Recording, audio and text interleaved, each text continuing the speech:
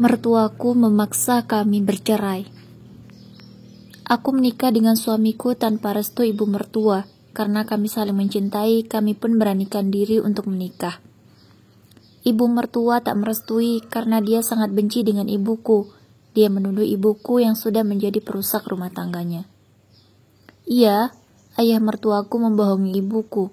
Dia mengaku duda dan menikahi ibuku. Saat itu aku berusia 15 tahun. Ibu mertua melabrak dan membuat ibuku syok sampai ibuku serangan jantung dan meninggal. Ibuku sudah sempat menjelaskan kalau dia tidak tahu keadaan yang sebenarnya. Dia sudah dibohongi oleh ayah mertua.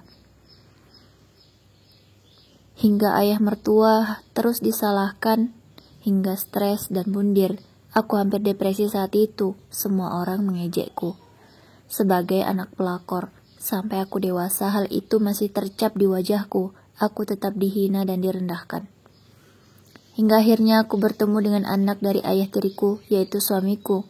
Kami kenal dan jatuh cinta. Kami tidak tahu saat itu kalau dia anak wanita yang sudah menuduh ibuku. Tapi aku berusaha memaafkan semua karena aku ingin bisa menikah dengan suamiku. Tapi ibu mertua tetap tidak suka denganku. Sampai aku melahirkan cucu untuknya, dia tetap membenciku. Bahkan dia sering memfitnahku agar suamiku benci denganku.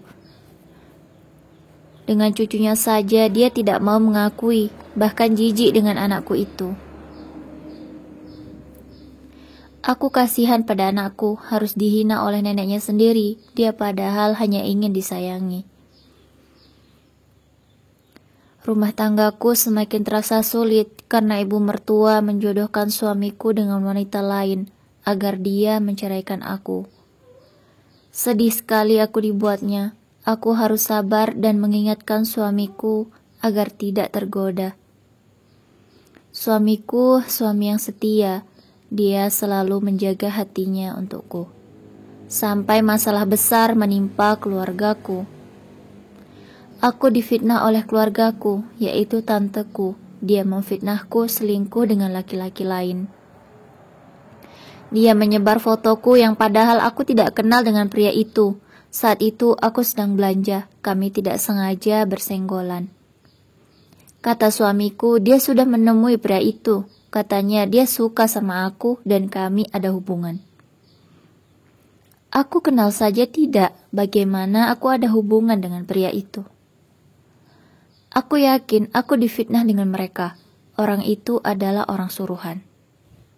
Tapi sayangnya suamiku tidak percaya denganku. Dia menceraikan aku karena sudah dianggap mengkhianati dia. Aku bisa apa sekarang? Mencari orang itu pun aku tidak tahu di mana.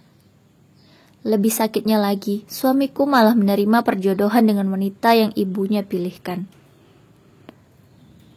Untuk apa lagi aku bertahan? Aku pun memilih pergi dan membawa anakku untuk hidup yang baru. Setelah bertahun-tahun, aku bertemu dengan pria yang telah memfitnahku. Dia kudesak siapa yang menyuruhnya. Dia pun kasihan dengan nasibku. Dia jujur. Ternyata yang menyuruhnya adalah ibu mertua. Aku tidak menyangka selicik itu ibu mertua agar dia bisa memisahkan aku dengan suamiku.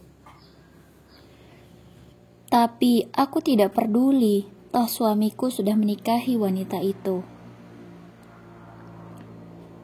Aku akan tunggu kapan kebenaran itu terbongkar.